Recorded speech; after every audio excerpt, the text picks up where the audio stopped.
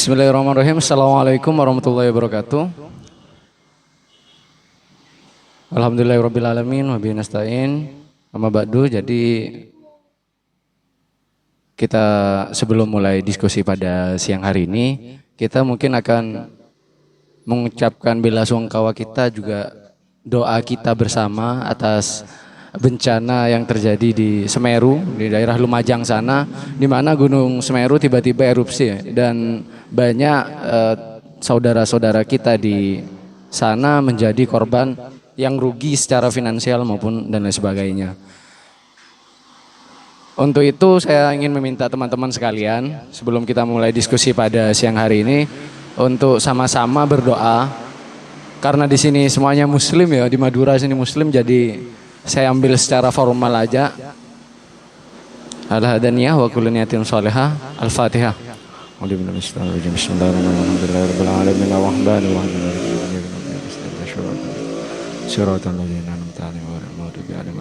Amin. Semoga mereka diberi ketabahan dan kekuatan serta ganti yang lebih besar dan baik di sisi Allah. Oke. Jadi pada kesempatan diskusi kita pada awal bulan Desember ini kita akan berbicara tentang filsafat ekonomi, dan kita kebetulan akan membahas tentang seorang ekonom neoklasik yang menjadi mega bintang pada zamannya ya.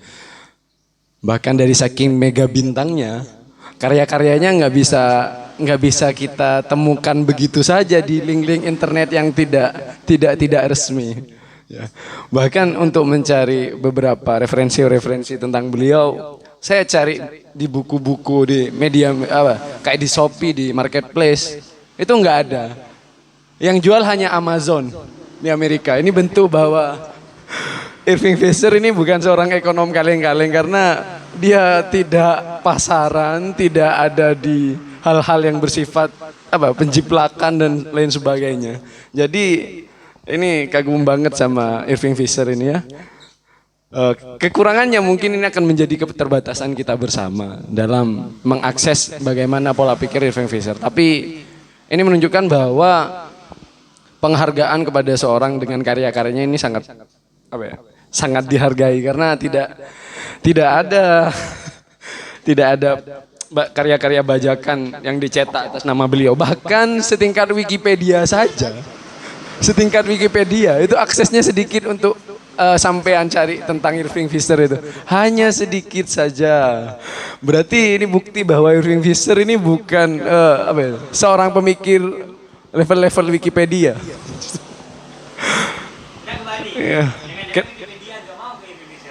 Enggak. Wikipedia kan bebas, siapa aja boleh ngedit. Ini menunjukkan bahwa mungkin sebagian besar dari kita, terutama anak-anak sarjana ekonomi. Kalau anak sarjana ekonomi saya nggak asing, pasti tahu dengan nama Irving Fisher. Kalau anak-anak yang non ekonomi mungkin lumayan asing lah. Dengarnya itu pun mungkin karena SPSS, Satuan Statistika dan lain sebagainya, bukan dalam teori-teorinya tentang ekonomi. Jadi kalau kita berbicara seorang Irving Fisher ini, sebelumnya kita mungkin bahas biografinya saja ya. Karena ada keterbatasan biografi juga di Wikipedia, jadi kita serasa kayak perlu tahu sedikit-sedikit tentang bagaimana beliau. Jadi Irving Fisher ini usianya termasuk panjang umur, karena beliau hidup dari 1867 sampai 1947 dalam kisaran waktu 80 tahun. Beliau dilahirkan di New York, Amerika pada hari Rabu 27 Februari 1867 dan meninggalnya di New Haven pada 29 April 1947. Dalam periode 80 tahun beliau mengabdikan diri terhadap pemikiran-pemikiran yang berkaitan tentang ekonomi. Karena kemarin ada anak simposium yang lagi minat sama bidang-bidang zodiak ya Pak ya. Ada kemarin anak simposium itu lagi minat sama bidang zodiak. Jadi saya juga cantumkan di sini zodiak. Ada anak simposium yang lagi minat sama bidang perzodiakan ya. Yang mana itu Pak? Jadi saya cantumkan juga di sini zodiaknya itu Pisces Pak. Ada ramalan apa untuk Pisces hari ini? Mungkin nanti di kuburnya Dia lebih baik lagi. Istrinya bernama Margaret Hazard. Dan pendidikannya yang tercantum dalam literatur itu hanya satu, yaitu di Yale University. Irving Fisher ini lahir dari keluarga yang terpelajar. Bapaknya itu seorang guru dan juga seorang menteri administrasi. Nah, dari kebesaran jiwa bapaknya yang berperan sebagai guru dan menteri administrasi itu, bapaknya mengajarkan suatu nilai, tata nilai yang menjadi prinsip utama dalam kehidupan Irving Fisher, yaitu tentang bagaimana Irving Fisher itu harus menjadi orang yang bermanfaat bagi orang-orang sekitarnya ya. Kayak receh sekali, tapi itu dalam loh. Ya itu. Mungkin Mas Faidol nanti menjalurkan dengan konsep PAI-nya Mas A. Ya, jadi sesederhana itu ya. Saya nggak tahu bapaknya Fisher pernah baca filsafat Islam atau tidak ya, atau konsep PAI dari Prof. Mis. Tapi memang seperti itu yang diajarkan. Bagaimana dia menasihati Fisher agar bermanfaat bagi banyak manusia. Dan karena inilah nilai dasar inilah yang menjadikan nanti yang menggerakkan hati nurani Irving Fisher untuk mendalami dunia perekonomian. Mungkin ini juga akan menjadi motivasi bagi Mas Firman ya. Mas Firman dulu masuk ke sarjana ekonomi, apa motifnya? Bukan kesulitan ekonomi kan? Bukan. Oh bukan, gimana? Oh pilihan Bapak ya. Mungkin mirip-mirip dengan seorang Irving Fisher ya Mas ya. Pilihan Bapak. Mirip. Jadi itu karena dengan prinsip dasar nilai yang ditanamkan oleh seorang ayah dari seorang Irving Fisher tadi itu menjadikan Irving Fisher itu memiliki ketertarikan dalam hal-hal yang berbau sosial, perdamaian, ekonomi dan lain sebagainya. Jadi itulah yang menjadi motif utama seorang Irving Fisher untuk memilih melanjutkan pendidikannya di Yale University dalam bidang ekonomi. Dan dia meraih gelar PhD-nya di sana pada 1888. Nah, yang bikin unik dari seorang Irving Fisher ini, dia menjadi kayak mengkonstruk pemikiran ekonomi yang benar-benar baru dan menjadi jiwa dari ekonomi yang kita anut sampai saat ini. Bagaimana Irving Fisher ini menggunakan dalam kajian-kajian ekonominya, dia memiliki dua ketertarikan sekaligus. Yang pertama ketertarikan dalam bidang matematika. Dan yang kedua, anggap sajalah namanya isu-isu sosial. Isu-isu sosial. Ini dua ketertarikan Irving Fisher. Bahkan dalam dunia kematematikaannya, Irving Fisher ini sudah tidak diragukan lagi. Nggak kayak saya, nggak kayak Mas Firman. Masih bisa diragukan. Jadi orang skeptis itu nggak apa-apa ke kita. Tapi kalau Irving Fisher, orang skeptis itu skeptisitasnya sudah terjawab. Karena memang akurasi dari penghitungan matematika seorang Irving Fisher ini sangat akurat. Akurat ya, bukan benar. Bahaya. Kita di simposium kita nggak bahas benar salah, kita bahas efektif dan tidak efektif. Nah, akurat. Akurasi dari perhitungan Irving Fisher ini sudah tidak diragukan lagi. Nah, kedua-duanya ini menjadi dasar yang menjadikan motif bagaimana ini anggap ya matematika ini tadi hobi, minat subjektif dari seorang Irving Fisher, dan isu-isu sosial ini merupakan penanaman nilai dari seorang bapaknya. Bagaimana dia dalam konsep Islam, katanya Kak Faidol sebagai pengganti Kak Ang pada saat ini, anfa'uhum linnas, ini menjadi nilai-nilai yang ditanamkan oleh ayah. Yang keduanya nantinya akan menjadi motif bagaimana seorang Irving Fisher memilih suatu ekonomi, studi ekonomi ya, dalam menggabungkan dua hal yang menjadi aspek utama membangun dalam kehidupan Irving Fisher untuk mengabdikan diri dalam studi ekonomi.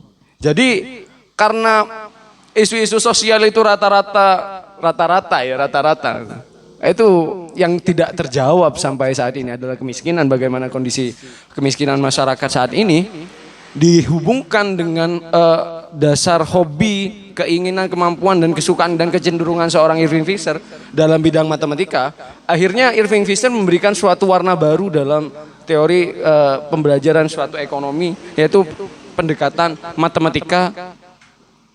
Sehingga dalam teori-teori yang Irving Fisher bangun semuanya menggunakan analisis matematis.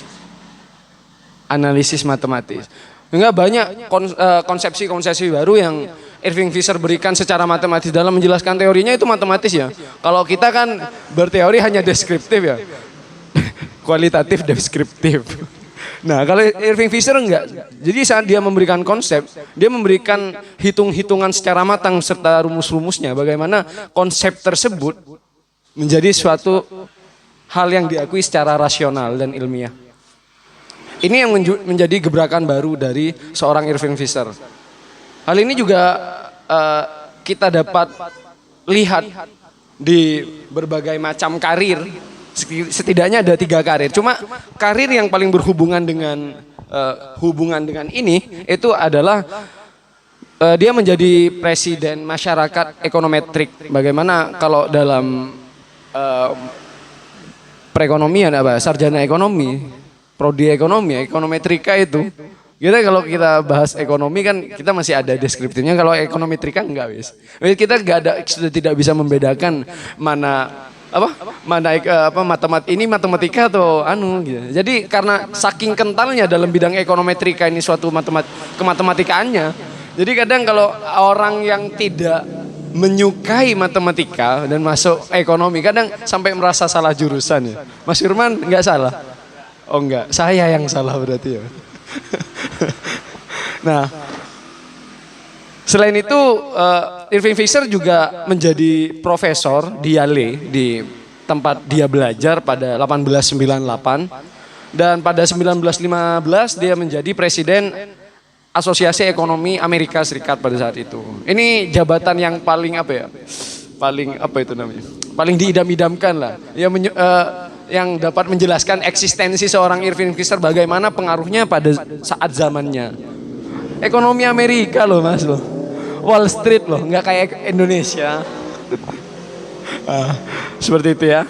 Jadi di antara buku-buku yang dikarang oleh Irving Fisher itu ada beberapa buku yang sangat berpengaruh dalam bidang ekonomi. Jadi karena sangat banyak saya sebutkan hanya ada 5. 5 ini adalah buku-buku yang sangat berpengaruh dalam bidang perekonomian. Yang pertama tuh The Nature of Capital and Income yang diterbitkan pada 1906. Terus The Purchasing Power of Money yang diterbitkan pada 1911. Nah, teori kuantitas uang Irving Fisher yang akan kita bahas ini ada di buku yang ini yang diterbitkan pada 1911. Selanjutnya ada The Theory of Interest yang diterbitkan pada 1930. Nah, di sini Irving Fisher menjelaskan tentang konsep bunga. Bagaimana suatu bunga itu kalau dalam Islam itu mendapatkan pembenaran ya. Tapi mungkin kalau dalam Irving Fisher dalam teori bunganya, jadi ini menjelaskan bagaimana konsepsi bunga itu dapat berjalan. Yang nantinya konsepsi tersebut itu berkaitan dengan teori ekonomi yang namanya time value of money. Nah, dasar konsepsi time value of money ini yang menjadi landasan bagaimana konsep bunga itu diperbolehkan atau dijalankan. Atau menjadi konsep yang tidak dapat dielakkan karena ada konsepsi time value of money. Makanya kalau orang luar negeri mengatakan time is money. Time is money kalau dalam deskripsi kita semua, time is money kan waktu adalah uang. Tapi bagaimana kita mendeskripsikan waktu adalah uang? Kita hanya kalau kita memaksimalkan waktu yang ada, kita akan tidak menjadi orang yang merugi. Nah itu deskripsi kita. Kalau deskripsi orang luar negeri nggak seperti itu. Deskripsi orang ekonomi nggak seperti itu, apalagi ekonomi konvensional nggak seperti itu. Time value time is money itu konsepsi yang sangat jelas. Time value time is money itu ada metodenya loh. Jadi sampean boleh jadi sampah masyarakat, tapi saat kalian menggunakan konsepsi time is money, kalian menjadi sampah masyarakat apapun kalau kalian menggunakan metode dari time is money, kalian tetap akan menjadi orang yang untung, tidak akan rugi. Kalian senolep apapun asalkan menggunakan metode itu, kalian tetap akan untung. Kenapa? Karena konsepsi dari time is money itu ada pada gerakan bunga. Ya. Jadi kalau kalian sudah, itu kan time value of money. Saya pakai word time is money aja. Ya. Time value of money kan jelas konsepsi ekonomi. Cuma kita pasarkan jadi merek time is money, ya kan? Ya, seperti itu. Tapi sebenarnya dua-duanya berada pada satu jalan yang menjelaskan bagaimana preferensi dari suatu uang itu dapat meningkat nilainya hanya karena ada nilai waktu tanpa hal lainnya. Yang nantinya mungkin ini menjadi kritikan dasar utama yang dikritik menjadi ekonomi Islam. Ya. Jadi kalau ada nanti biasanya ada perdebatan antara Bank Islam dan Bank Anu, kita gak akan lihat di atas-atasnya karena gak akan ada bedanya. Yang beda hanya di dasar-dasarnya. Nah, jadi kalau kalian mau jadi nolep, jangan jadi nolep yang bodoh. Jadilah nolep yang menganut time is money. Investasi setelah itu nolep, ambil untung. Gimana Warren Buffett? Seperti itu ya. Dan selanjutnya nih ada The Making of Index Numbers yang diterbitkan pada 1922. Terus yang terakhir yang dibahas oleh Bang Faruk, saya nyampe sini langsung Bang Faruk langsung bahas tentang 100% Money yang diterbitkan pada 1935 ya Bang Faruk ya. Itu memang buku yang bagus Mas, tapi kita susah mengakses itu semua karena memang ini mungkin Irving Fisher nih dia seorang kapitalis ya. Dia tidak menganut itu namanya? Hak paten. Jadi nggak ada yang tidak terdata dan dicetak secara ilegal. Setidaknya karya-karya dari Irving Fisher ini ada 331 dokumen. Terdiri dari artikel, pidato, dan lain sebagainya. Dengan buku-bukunya itu ada 331 dokumen. Banyak banget ya. Untuk ukuran orang sekarang banyak banget. Nah, yang menjadi pokok pikiran yang menjadi polemik dalam Irving Fisher ini juga pernah mengkritik tentang bagaimana kebijakan menarik pajak. Jadi pada Irving Fisher itu mengkritiki pajak. Ini di buku yang kalau nggak salah, The Theory of Interest juga. Ini mengkritiki tentang pajak. Jadi pajak itu ada dua, ada pajak konsumsi, ada pajak penghasilan. Nah, seorang Irving Fisher mengkritiki bias yang ada pada pajak penghasilan dan condong pada pajak konsumsi. Karena menurut Irving Fisher, penarikan pajak terhadap pajak penghasilan ini akan menimbulkan dua penarikan sekaligus. Ini biasnya. Jadi pajak penghasilan menurut Irving Fisher itu bias. Karena Barat kan ini bisa merugikan masyarakat. Bayangkan sampean mau ditarik pajak 2 kali Mas? Nggak mau ya? Nggak usah ke pajak, diskon. Kita pergi ke Matahari ada diskon 50% ditambah diskon 70%. Itu bias gak? Bias. Zakat profesi nggak ada ruangnya di sini zakat profesi Mas.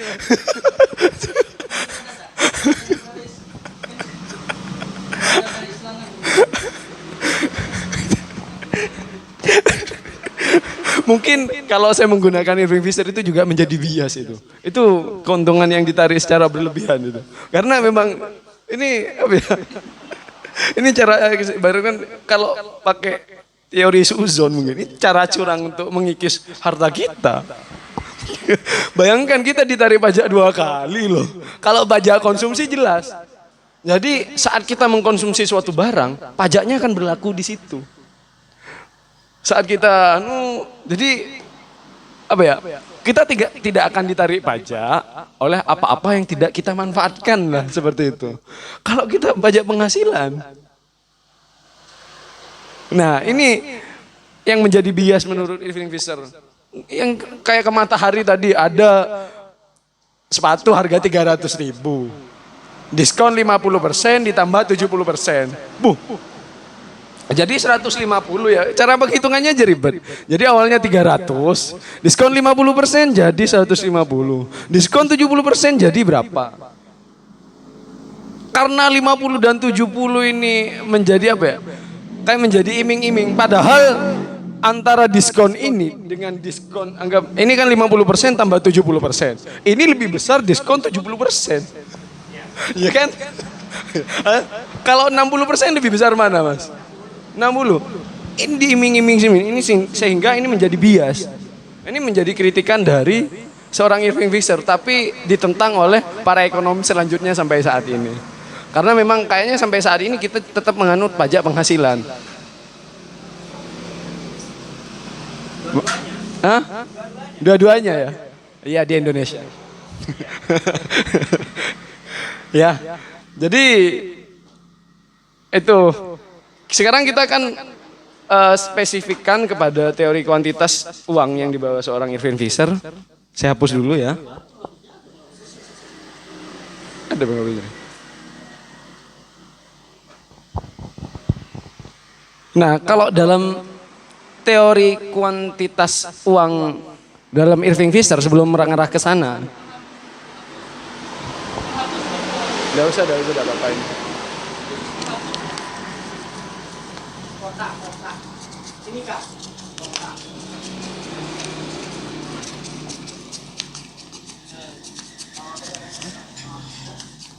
Wow, ada ya.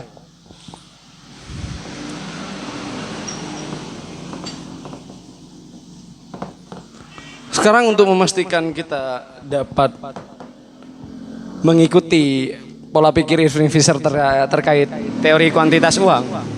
Sebenarnya teori kuantitas uang itu berkaitan tentang teori tentang nilai uang.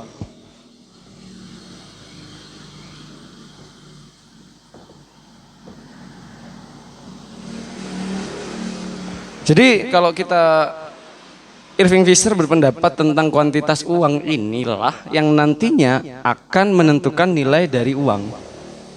Sebelum ke situ, saya akan bertanya, bagaimana definisi uang yang kita ketahui bersama? Saya nggak mau nanya anak ekonomi dulu. Saya mau bertanya orang-orang secara umum. Mungkin Nanang dulu lah.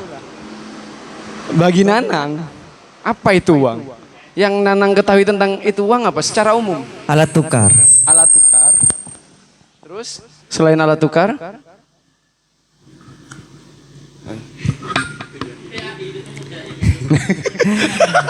Iya, jadi uang itu adalah ya memang alat tukar, fungsi utamanya yang berupa kertas ataupun logam ataupun emas gitu, yang dimana disahkan secara negara gitu oleh pihak negara. Oke, mungkin dari temannya ini, Abang, boleh. Gimana menurut Abang? Tidak usah resmi-resmi, Bang. Justru yang saya butuhkan itu pendapat pribadi Anda tentang uang. Karena saya ingin mengakumulasi bagaimana pendapat personal Anda tentang uang. Silakan, menurut Abang gimana? Ya menurut saya uang itu kebutuhan yang paling urgent dalam hidup. Oh, kebutuhan yang paling penting. Oh, sangat menarik. Terus, Bang. Ada lagi tentang uang? Oh, enggak. Mungkin dari Mbak Risti sebagai seorang anak manajemen. Bagaimana melihat tentang uang? Gimana menurut Mbak Risti? Uang itu apa, Mbak?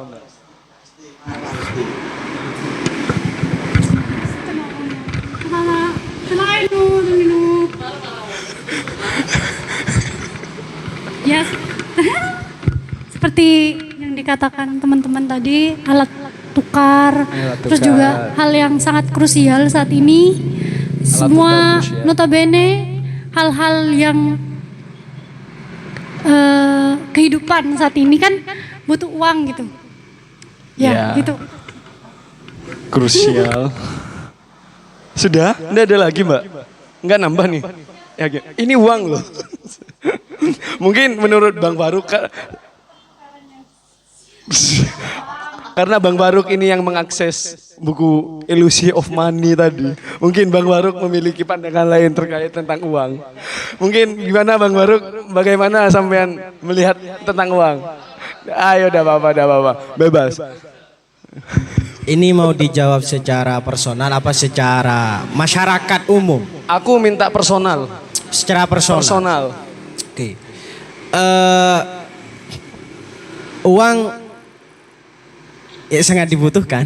Sangat dibutuhkan. Oke, ada, krusial. Apalagi selain itu mungkin dari Bang Faruk? Krusial itu kan penting. Beda, butuh dan penting itu beda. Oh gitu. Iya. Ya kan gitu.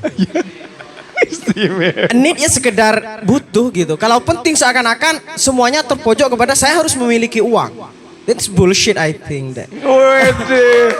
Iya, jadi bagi saya itu This is butuh what I saja. like you. Butuh.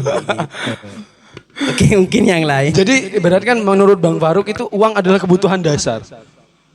Secara ketika mengambil bahasa dari filosofis ya premis dasar awal kehidupan ya uang untuk sekarang. Ya kan gitu. Ini yang buat saya cinta sama sampean Bang. Ini uang adalah premis ya. Mungkin Bas Firman dulu. Cek uang. Karena saya penganut ekonomi konvensional ya, bukan ekonomi Islam. Jadi uang itu bukan sebagai alat tukar, tapi sebagai komoditas yang bisa diperjualbelikan.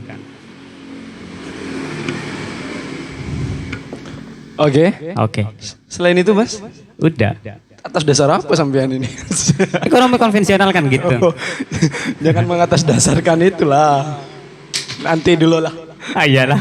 Nanti. Nanti ngarah ke Ines nih kalau bahas ini. Jangan dulu. Mungkin dari Bang Aril dulu. Iya. Menurut- Nanti saya akan komen tentang time value of money and economic value of time. Oke, Gitu kan. itu yang saya butuhkan dari Iya, sampean. nanti. Mungkin Bang Aril dulu, Bang Aril tentang uang. Perspektif. Perspektif yang saya alami aja. Ya sekedar mungkin instrumen atau alat untuk menuju apa ya? Alat atau instrumen untuk mencapai suatu materi yang kita inginkan gitu aja. Jadi apa ya? Bayangannya itu uang ya seperti itulah. Sesuatu yang pasti apa ya? Harus kita terus gali sebanyak-banyaknya. Oke, mungkin dari Mas Fakih dulu, Prof Fakih. Money is the way to reach happiness. Jadi uang itu adalah untuk mencapai kebahagiaan, happiness.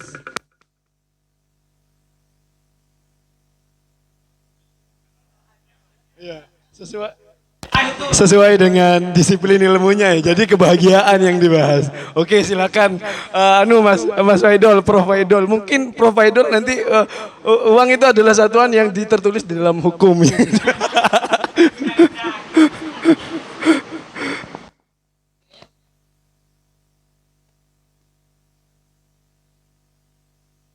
Kalau di hukum itu uang itu tidak hanya untuk alat transaksi jual beli materi atau barang, tapi juga uang itu adalah alat transaksi jual beli kekuasaan. Waduh.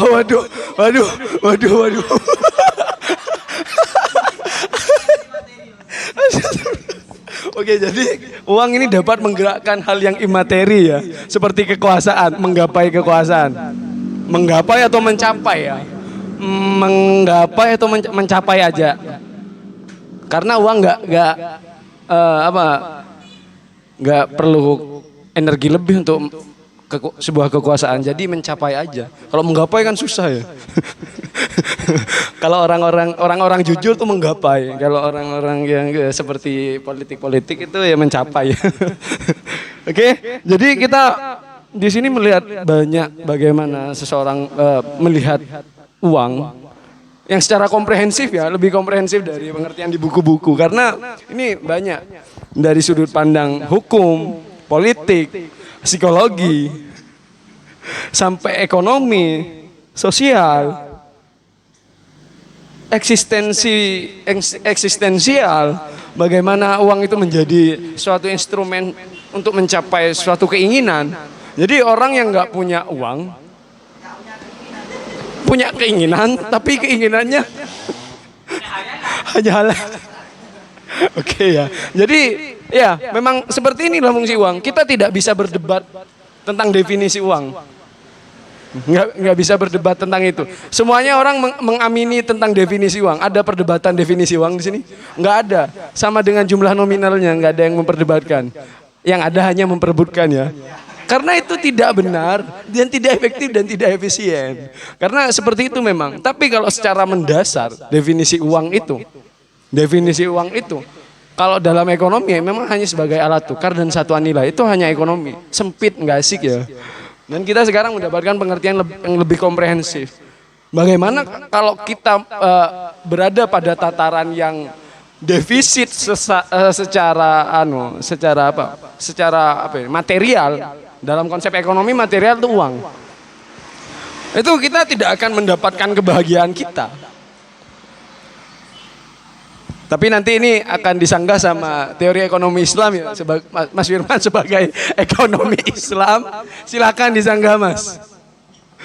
Ya, bagaimana uang itu alat mencapai kebahagiaan itu bisa disanggah atau tidak? Mungkin ada yang mau menyanggah. Saya ingin ada yang menjanggah ini. Bagaimana?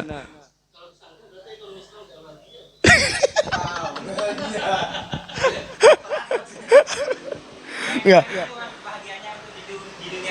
Oh, ide. Saya lebih suka pakai mic loh, Mas.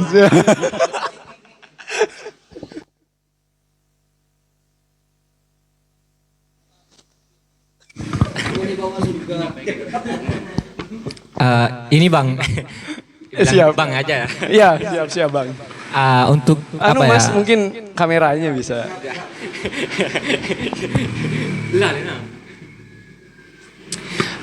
Uang itu mencapai kebahagiaan dengan realitanya sekarang ya.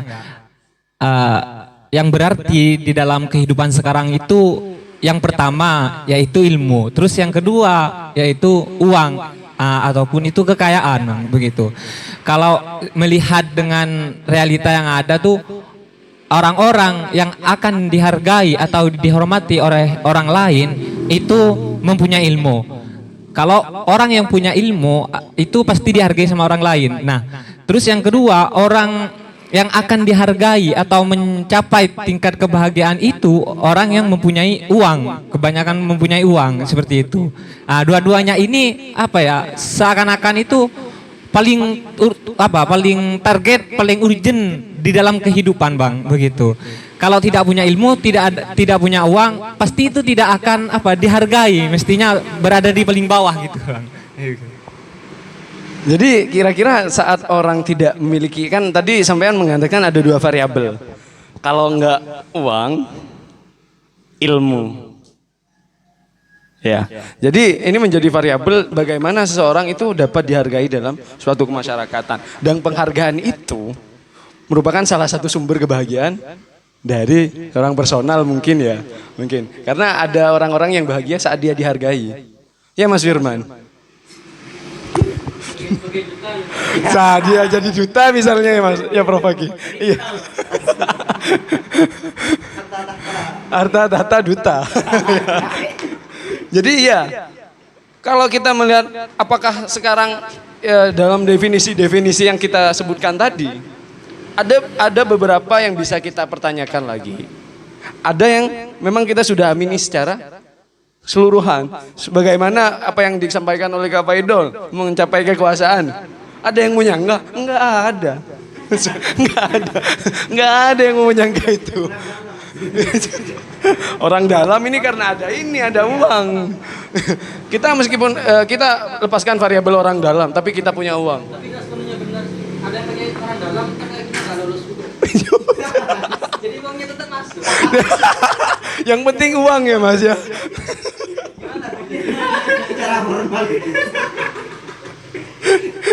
Terus instrumen keinginan. Ada sanggahan tentang instrumen keinginan.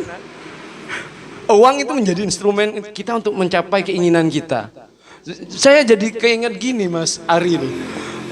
Ini menjadi, ini meskipun konsepsi abal-abal, ini kalau kita menggunakan pendekatan filosofi ekonomi, filsafat ekonomi, ini menjadi hal yang bagus loh, menjadi hal yang dalam. Uang itu bukan segalanya. Ada dua premis ya. Uang itu bukan segalanya, tapi segalanya butuh uang. Apakah ini adalah hubungan kontradiktif? Uang itu bukan segalanya atau segalanya butuh uang? Ini berkaitan dengan uang sebagai instrumen keinginan. Uang bukan segalanya, tapi segalanya butuh uang. Apakah ini suatu pernyataan yang kontradiktif? Mungkin ada yang mau beropini, uang bukan segalanya, tapi segalanya butuh uang. Jadi siapa yang mau muter kamera? Iya.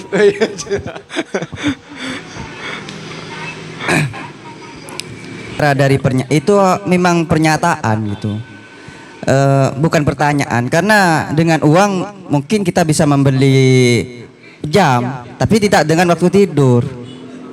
Dengan uang kita bisa membeli rumah, tapi tidak dengan isinya. Isinya maksudnya dengan kebahagiaan, keharmonisan.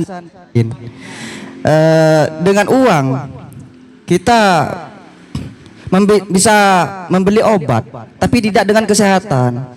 Itu yang mungkin dalam pengertian yang kontradiktifnya. Bagaimana kita menyikapi pernyataan ini? Uang itu, ini kan receh ya. Receh dan sering kita jadikan guyonan dengan kita tertawa-tertawa bersama tentang konsep ini. Tapi ini konsep ini bagus loh. Uang itu bukan segalanya, tapi segalanya butuh uang. Menurut Mas Nanang tidak kontradiktif. Mungkin ada yang menyatakan hal serupa atau justru sebaliknya. Bagaimana kita melihat uang? Uang itu bukan segalanya, tapi segalanya butuh uang. Gak apa-apa dari ekonomi syariah Mas. Bagaimana ekonomi syariah memandang uang bukan segalanya, tapi segalanya butuh uang gitu Mas.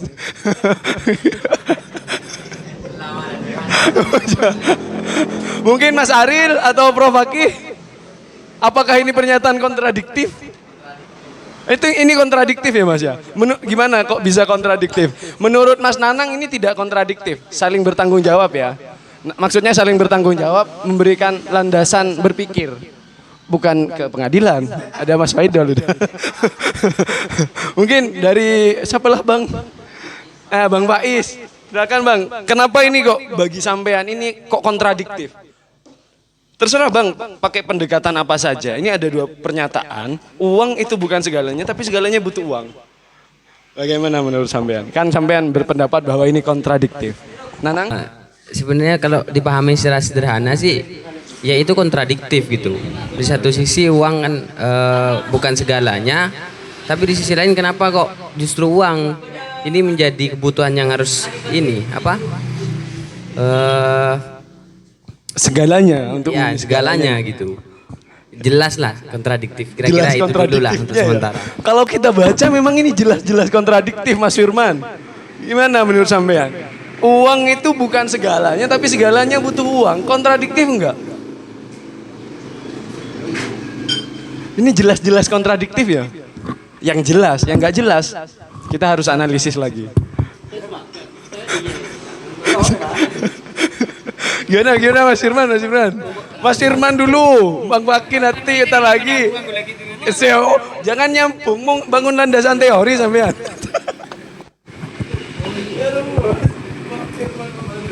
Apa? Ada pernyataan uang itu bukan segalanya, tapi segalanya butuh uang. Apakah ini pernyataan kontradiktif? Yes. Kenapa? Apa yang membuat sampean berpikir seperti itu? Karena menurut saya yang nggak kontradiktif adalah uang adalah segalanya, dan segalanya butuh uang. Saya nggak mau termakan dari quotesmu. Ini bukan coachku, ini Iya, coach orang-orang. Quotes orang-orang maksudnya. Jadi uang itu adalah segalanya. Itu cuma permainan diksi loh. Apa tuh? Emang sampean anak semiotika. Iya, tadi uang adalah segalanya karena segalanya memang butuh uang kan gitu.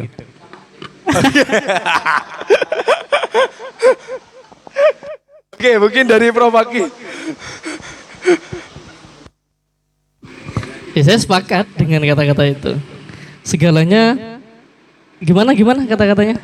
Uang bukan segalanya, Kak, tapi segalanya butuh Iya, uang. uang bukan segalanya tapi segalanya butuh uang. Kenapa kok uang bukan segalanya? Karena yang kita tidak dalam keseharian kita selalu memikirkan uang. Kita mau tidur, yang kita cari adalah kenyamanan, bukan uang. Kita makan, yang kita cari itu adalah kekenyangan tapi bukan uang. Tapi untuk kenyang, untuk bisa tidur nyenyak, kita harus butuh uang untuk nginap di hotel, untuk makan McD atau lain sebagainya. Iya, untuk berlibur ke Bali kita agak aneh ya, nggak butuh semangat, kita butuh uang. Percuma kalian semangat tapi tidak punya uang, hanya bisa optimis, Mas. Jadi ada dua pendapat ya, ada yang mengatakan ini kontradiktif, ada yang tidak kontradiktif. Mungkin Mbak Risti dulu sebagai suara perempuan, meskipun nggak naik panggung ya, silakan. Bagaimana menurut Mbak Risti, uang itu bukan segalanya tapi segalanya butuh uang, kontradiktif enggak? Silakan dikasih mic, Mbak. Ini mic perempuan, silakan mic. Menurut sampean ini kontradiktif enggak, Mbak? Ini ada beberapa teman-teman yang menyatakan ini jelas kontradiktif, ada yang mengatakan tidak kontradiktif. Ada yang menyatakan kontradiktif dan tidak kontradiktif. Kalau menurut sampean? Mas Faki audio. Mas Faki udah. Apa mau cari landasan teori? Mas Faki. Setuju. Ini tidak kontradiktif. Sebenarnya kan uang itu kan alat ya, alat untuk mencapai kebahagiaan. Sedangkan kebahagiaan sekarang itu dinilai dari kapitalistik yang tersistematik. Kalau dari perspektif perempuan, karena semuanya itu kan butuh uang. Kayak semisal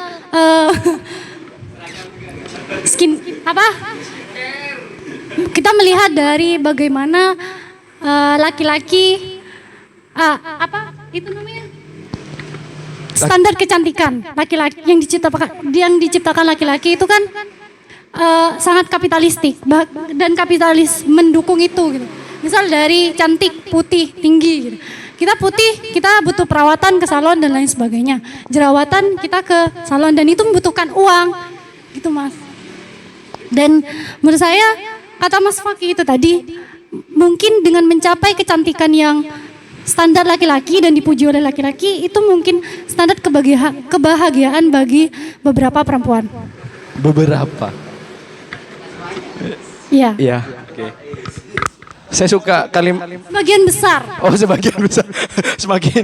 Semakin meluas ya, Mbak ya. Dalam mengkaji bagaimana ujaran kebencian atau ujaran dan lain sebagainya. Mungkin Mas Waidol, menurut sampean ini kontradiktif atau tidak? Yang banyak enggak jawab. Enggak, sepertinya imbang sih. Ada 2 orang yang kontradiktif, yang 3 orang tidak kontradiktif, masih imbang, masih dalam tataran imbang. Jadi kalau pakai hukum syariah bingung lagi satu.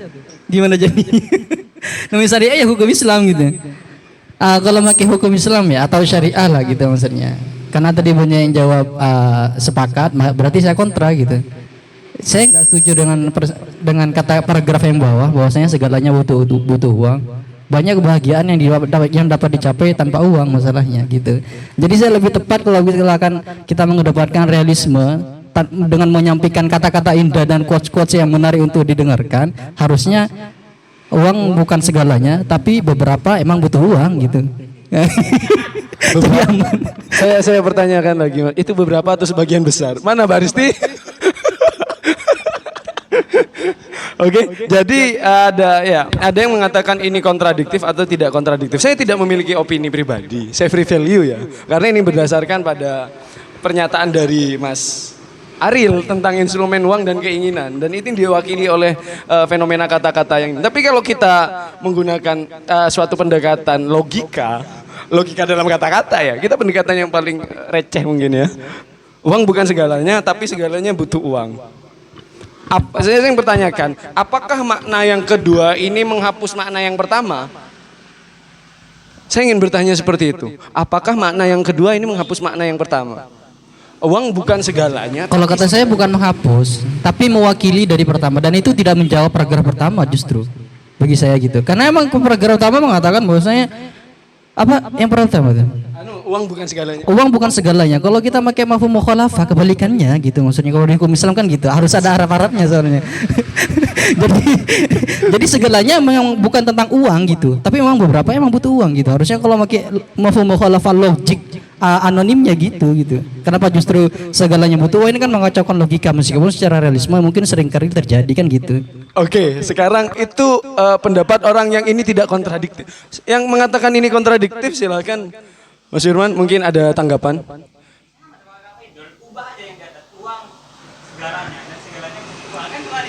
Uang adalah segalanya dan segalanya butuh uang. Uang adalah segalanya dan segalanya butuh uang. Jadi ini adalah uang ya Mas ya? Ini uang, ini uang, ini uang. Kalau uang itu adalah segalanya, apakah ini uang? Kalau kita menggunakan pendekatan fisika, ini atom. Apa ini kabel? Apa? Tapi segalanya butuh uang. Untuk menjawab itu kita akan membahas tentang teori nilai suatu uang. Anjay. Seperti itu ya. Oke, kita next ya. Nafi Kak, Nafi. Jadi kita akan kesampingkan ini dulu, ini tidak selesai. Kita akan bahas dan perdebatkan sampai nanti. Karena ini akan menjadi suatu dasar bagaimana kita melihat suatu uang. Dan untuk apa apa pentingnya kita melihat suatu uang kalau kita tidak memahami nilai uang. Jadi Cek. Sejak kapan uang punya nilai? Yang punya nilai itu waktu. Nilai uang tetap.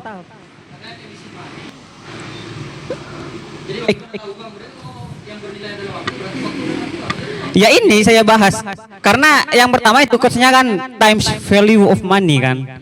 Jadi kalau di prinsip antitesisnya adalah economic value of time. Iya bahas lanjut dulu nanti lanjutkan. Oke, silakan. Kita kadang dibenturkan oleh dua hal. Uang itu adalah nilai atau uang itu memiliki nilai. Nah, teori kuantitas uang Irving Fisher itu akan membahas tentang ini. Apakah nilai itu ditentukan uang? Kalau kita lihat dari pendekatan hukum, uang itu nilai, Mas ya. Uang itu nilai. Karena kalau kita makin tinggi nilainya, kan gitu ya. Orang yang mau mendapat peringkat 1, 2, 3 itu nilai tertinggi. Orang yang mau dapat jabatan 1, 2, 3 itu yang nilainya ngasih paling tinggi. Ya gitulah. Jadi setelah kita melihat bagaimana polemik tentang definisi uang dan bagaimana kita melihat nilai tentang suatu uang, kita akan kehilangan spidol loh ini. Nah, kita akan melihat bagaimana uang itu dapat diakui nilainya di tengah-tengah masyarakat kita. Nah, karena kuantitas uang ini berkenaan dengan nilai uang, ini ada dua hal utama yang menggerakkan bagaimana teori dari Irving Fisher itu menjadi suatu relasi yang saling berkesinambungan antara uang dan inflasi. Oke, nah mungkin ada yang tahu apa itu inflasi? Biar tidak lama ya, biar kita diskusinya nanti lebih luas. Inflasi itu kenaikan harga yang terjadi secara terus-menerus dalam satuan waktu. Tapi apa yang menyebabkan inflasi itu terjadi? Seperti itu ya. Apa yang menyebabkan inflasi itu terjadi? Sama seperti kalau secara sederhana anak-anak ekonomi itu kalau di kelas belajar, inflasi itu secara sederhana kalian tahu. Dulu 5.000 itu dapat 1 mangkok bakso. Sekarang 5.000 itu dapat setengah. Itu pun kalau orangnya ridho ngejual setengah. Sekarang 10.000 mas, gak naningi 5.000. Reken pentul Roni kan, kan seperti itu. Kalau tidak mau seperti itu, kualitasnya yang diturunkan ya, pentulnya kanji. Ya, seperti itu inflasi ya. Tapi ada faktor-faktor tertentu yang dapat mengatakan itu inflasi atau tidak. Faktor yang paling utama itu dikatakan inflasi atau tidak, itu ini tentang kuantitas uang. Jadi inflasi itu ditentukan oleh kuantitas uang menurut Irving Fisher. Bagaimana hubungan antara uang dan inflasi atau tingkat harga ya? Inflasi ini berkaitan dengan tingkat harga. Tingkat harga. Jadi kenaikan harga yang terjadi secara terus-menerus dalam satuan waktu, periode tertentu yang diakibatkan oleh kuantitas uang yang beredar dalam masyarakat, ini namanya inflasi. Jadi kalau dalam teori dari Irving Fisher, dia karena Irving Fisher tadi pasti ya matematis ya, selalu ada rumusnya, selalu ada metode bagaimana dia mengkalkulasikan hal ini menjadi suatu hal yang rasional dengan pendekatan matematika. Jadi Irving Fisher menggunakan pendekatan matematis terhadap ini teori yang beliau sampaikan, bahwa dia M kali V sama dengan, menurut Irving Fisher, M kali V sama dengan P kali T. M itu sama dengan jumlah uang beredar. M ini jumlah uang beredar ya. V-nya ini velocity, bagaimana kecepatan peredaran uang.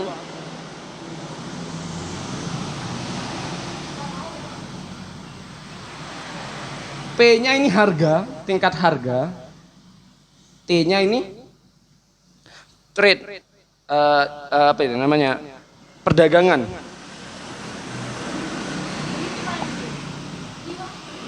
Hah? Enggak, volume perdagangan. Emang suka perdebatan simbol ya. Karena memang kalau dalam pendekatan matematika T itu waktu ya. Tapi T kecil bukan T besar. Apalagi T gelas. Minum dulu ya.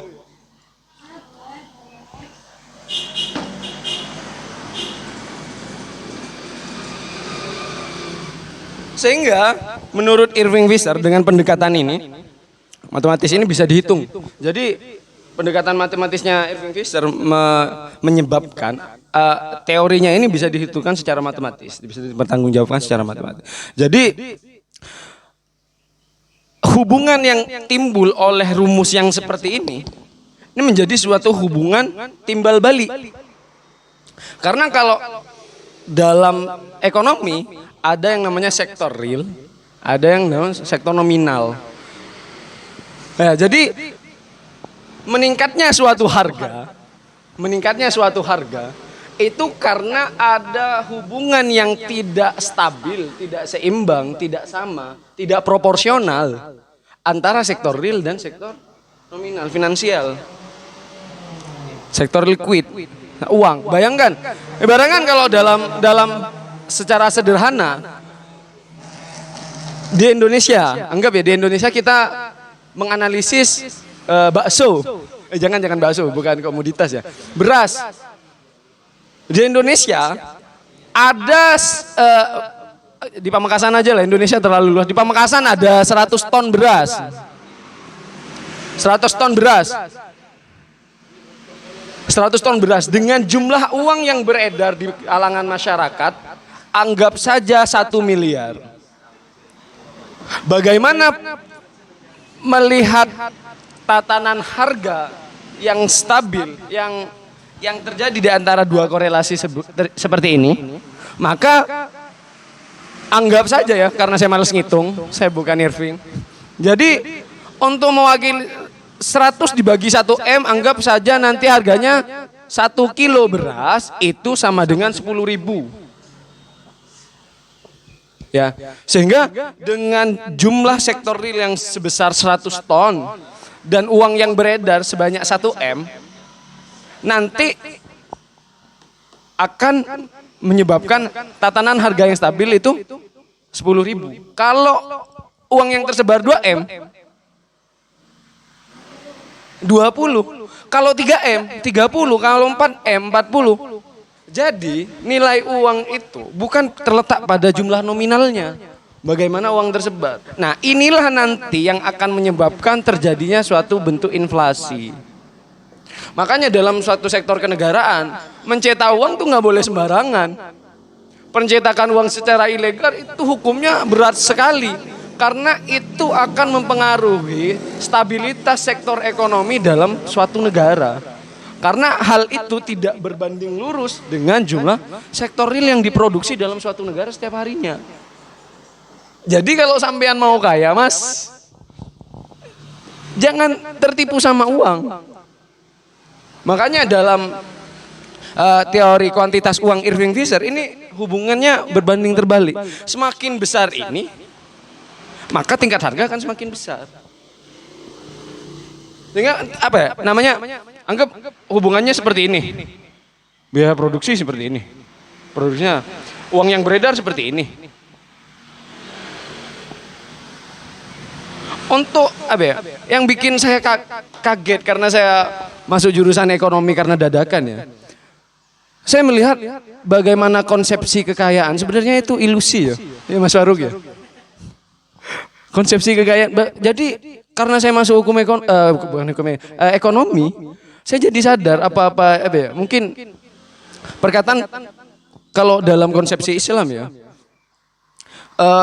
kelebihan yang sampean dapatkan, yang dianugerahkan ke sampean itu semua amanah, sebuah amanah, bukan suatu nilai kekayaan real yang kalian miliki. Karena memang konsepsi nilai dari kesatuan uang itu dalam ekonomi, tujuan utama dalam perekonomian itu adalah stabilan. Bukan harga tinggi, bukan untung sebanyak-banyaknya, bukan apa, tapi kestabilan ekonomi. Harga tinggi, ekonomi tidak stabil, namanya inflasi. Nilai uang tidak ada harganya. Kalau sudah nilai uang tidak ada harganya, siapa yang akan berpendapat uang adalah segalanya? Sini sekarang duduk ngopi. Seperti itu. Jadi makanya dalam ekonomi, kalau kita menggunakan kita mungkin nanti akan temukan di Amartya Sen ya Mas Firman ya, bagaimana moral dapat menggerakkan kestabilan ekonomi dalam merengkuh ranah-ranah yang tidak bisa dicapai oleh kapitalisme. Untuk mencapai kestabilan ekonomi dunia. Mas, jangan memandang rendah filantropi ya. Ya, nanti filantropi kita ketemu di minggu terakhir. Jangan lewatkan ya. Iya, bukan filantropi Islam, Mas. Ya. Jadi seperti itu konsepsi bagaimana teori kuantitas uang dari Irving Fisher. Jadi bagaimana menurut Mas Firman sekarang? Uang adalah segalanya. Gimana kalau inflasi, Mas? Nah, makanya oleh karena itu, Irving Fisher itu dalam menuliskan mungkin dasarnya ini dibangun dari Illusion of Money itu.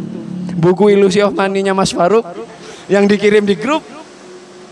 Mungkin karena keterbatasan bahasa kita untuk memahami bahasa Inggris ya. Kita agak terbata-bata. Tapi Illusion of Money itu Irving Fisher setidaknya dalam Illusion of Money itu dia menyebutkan bahwa uang itu memiliki nilai ilusi. Apa ya? Membuat kita apa namanya? Kalau dalam konteks bucin itu mengalihkan duniaku ya. Uang itu mengalihkan duniaku. Bagaimana kita melihat uang yang seharusnya itu apa ya? Kita melihat fata morgana uang di situ, illusion of money. Karena illusion of money itu ada dua. Yang pertama ada nilai nominal, ada nilai real. Ya. Dan nilai uang itu ditentukan oleh ini real, bukan nilai nominal. Di mana semua orang sekarang melihat ini. dan mereka mengatasnamakan homo economicus, ya kan? Kalau dalam konteks ekonomi, orang-orang itu berangkat dari dasar konsepsi manusia itu sebagai homo economicus ya, manusia yang berperilaku secara rasional untuk memenuhi kebutuhan ekonominya dalam melakukan tingkat produksi, distribusi dan konsumsi. Tapi dalam sektor finansial, mereka mengatakan itu rasional saat mereka melihat nilai uang itu secara nominal. Oke, bagi saya nanya. Bagi Mas Faruk, ya Mas Faruk.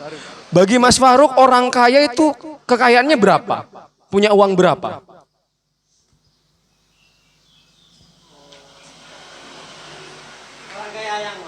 Terserah Mas, di Madura, di Indonesia, di negara, di luar negeri dan lain sebagainya. Terserah. Pokoknya orang kaya. Secara subjektif aja. Saya nggak, kalau ada di Google ngapain sih tanya?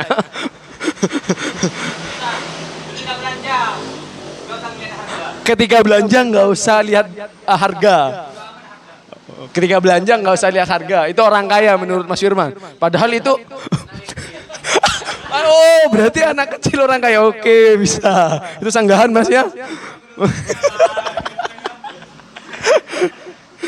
Oke, mungkin menurut Mbak Risti, orang itu dikatakan kaya setelah memiliki uang berapa banyak Mbak?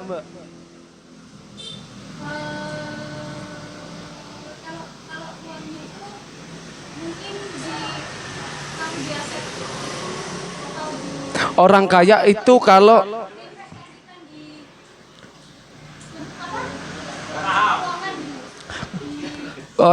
kalau dia memiliki uang dan diinvestasikan di aset keuangan. Oke. Orang kaya itu menurut Baristi adalah orang yang memiliki uang terus diinvestasikan dalam aset keuangan. Mungkin menurut Abang Crosser orang ya Mbak. Kita akan bahas itu. Hah?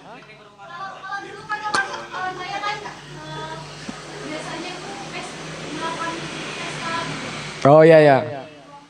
Konsumtif gitu ya.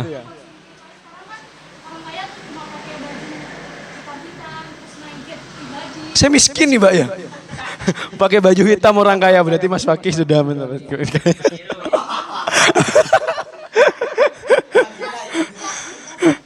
Oke, mungkin Bang Crosser kasih mic-nya. Mbak Risti nggak pakai mic, gak asik. Menurut sampean Mas, enggak, ini tidak ada salah benar. Menurut sampean, saya butuh opini pribadi loh. Menurut saya orang kaya itu uangnya yang mencukupi kepada kehidupannya begitu. Sehari-hari. Sehari-hari. Saya melihat seseorang yang sangat sederhana di sini. Karena kaya itu hanya cukup aja itu sudah kaya. Standar orang kayanya Indonesia itu kan yang penting punya mobil, punya rumah sendiri, gak numpang ke mertua gitu kan.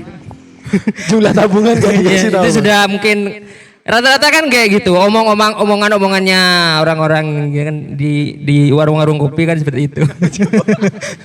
Tapi penting punya mobil, gak numpang ke orang tua, punya rumah sendiri. Minimal ya itu sudah masuk kategori orang kaya gitu. Gak peduli apakah dia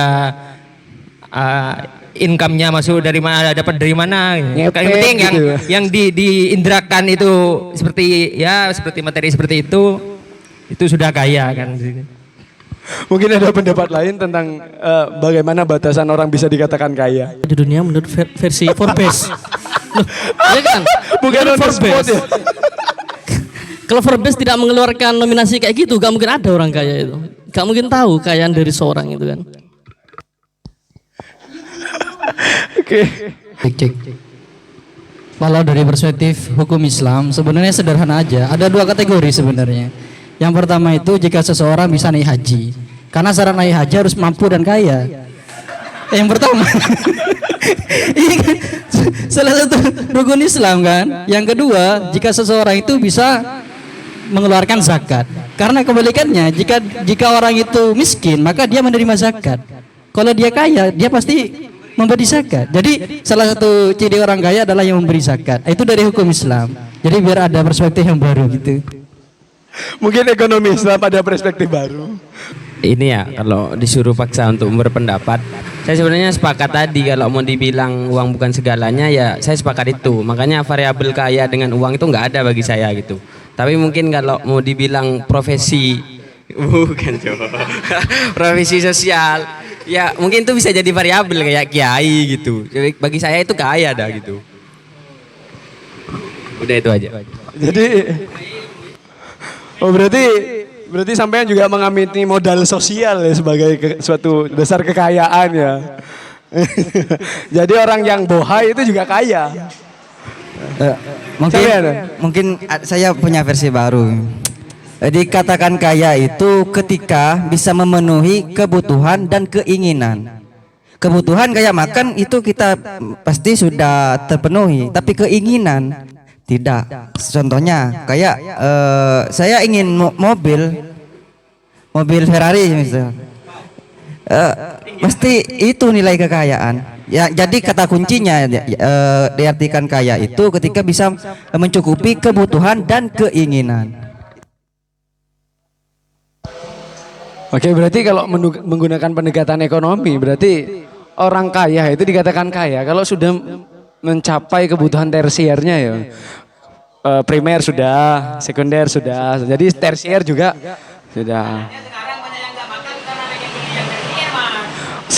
Ya ada paradoks kekayaan sekarang ya. Itu namanya kaya monyet. Bego banget. Masa dia rela nggak makan demi ganteng. Makan tuh gantengnya Mbak Risti ya. Makan tuh cantik tuh Mbak ya.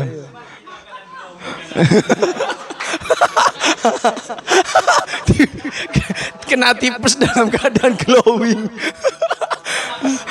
Berarti itu bukan homo economicus itu homoseksual itu. Sekedar menambahkan mungkin dari Kak Faidol itu maksudnya naik haji itu dari berangkat dan pulangnya. Ya iya kan? Naik haji dari berangkat dan juga pulangnya gitu. Dan beda saya dinaik bundi. Jadi seperti itu cuma. Enggak, takutnya ada orang yang berangkat naik haji nggak pulang Mas, jadi TKW. Repotnya kan di situ ketika persoalan apakah itu haji, nggak ada persoalan juga apakah itu benar-benar haji, semisal merantau ya mohon maaf, misal merantau. Karena yang menjadi standar nanti itu terkait berangkat dan pulangnya itu. Jangan lupa oleh-oleh ya. Hah? Jangan lupa oleh-oleh. Ya itu kan bisa dicari di bandara manapun di kan Surabaya gitu. ada. Iya bisa juga kan seperti itu.